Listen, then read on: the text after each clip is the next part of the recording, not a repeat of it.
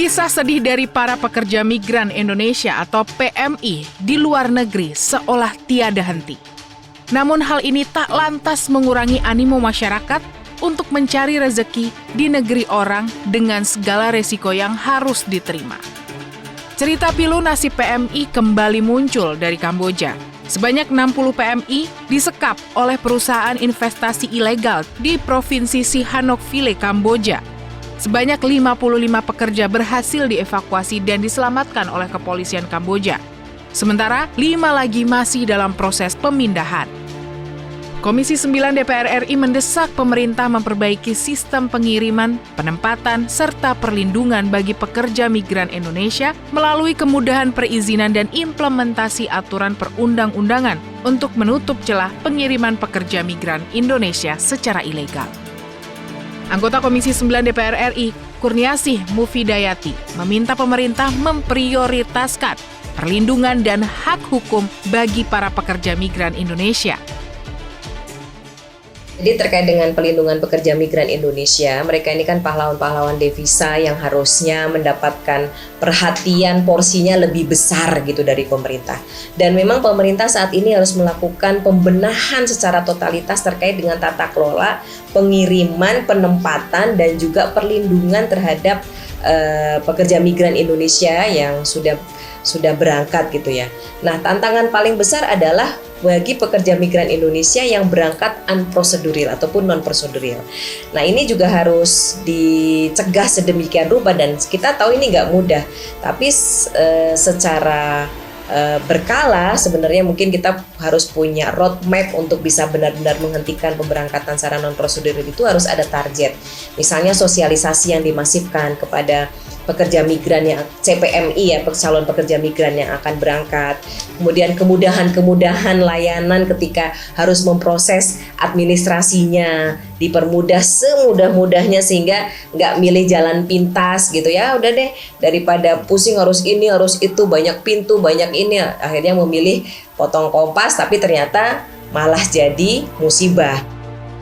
Anggota Komisi 1 DPR RI Bobi Adityo Rizaldi meminta pemerintah memperketat pintu keberangkatan luar negeri untuk mencegah pengiriman PMI secara ilegal. Bobi Adityo mengatakan, untuk mencegah kejadian serupa terulang, pemerintah harus membentuk tim khusus yang bertugas melakukan pengawasan dan pemeriksaan dokumen calon pekerja migran yang akan berangkat ke negara tujuan. Kolaborasi penegak hukum antar negara juga harus dilakukan untuk mempermudah koordinasi dan komunikasi saat terjadi temuan kasus. Paling utama adalah pemerintah perlu upaya penangkalan dan deteksi dini. Jadi dalam melakukan pengawasan untuk orang yang pergi ke sana itu perlu ada suatu mekanisme yang bisa menyaring apakah mereka ke sana dengan kesadaran untuk berwisata ataukah memang perjalanan bisnis. Tetapi kalau misalkan untuk bekerja atau yang rentan menjadi human trafficking itu sangat berbahaya dan perlu dideteksi sehingga nantinya aparat penegak hukum juga perlu berkoordinasi sehingga fasilitator human trafficking tersebut atau investasi yang bodong itu bisa terdeteksi lebih dini. Ya paling utama selain adanya upaya penangkalan kan sudah ada titik-titiknya di mana kira-kira masyarakat tersebut bisa direkrut, bisa dikirim. Lantas juga di pintu-pintu bandara mungkin akan lebih ketat lagi untuk di daerah-daerah yang sudah sering kasus seperti ini. Jadi misalkan semua keberangkatan menuju Kamboja itu mungkin perlu ada petugas imigrasi di sana, ada aparat penegak hukum di sana, dan juga aparat dari PPWNI di bandara-bandara. Anggota Komisi 9 DPR RI Neti Prasetyani meminta pemerintah khususnya Kementerian Luar Negeri memiliki sistem registrasi untuk memantau proses penempatan pekerja migran dan kondisi pekerja migran di negara penempatan. Neti juga meminta pemerintah membuat kesepakatan dengan negara tujuan untuk menjamin keamanan, keselamatan, dan kesejahteraan para pekerja migran. Perwakilan kita yang hari ini ada di berbagai negara memiliki data, yang memiliki sistem registrasi. Berapa orang yang berangkat, kemana saja mereka diberangkatkan, itu idealnya.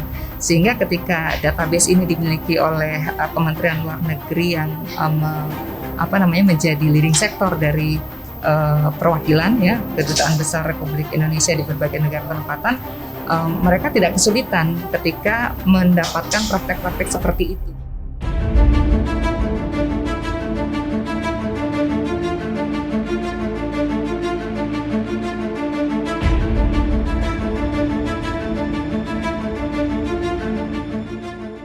Tim Liputan TVR Parlemen melaporkan.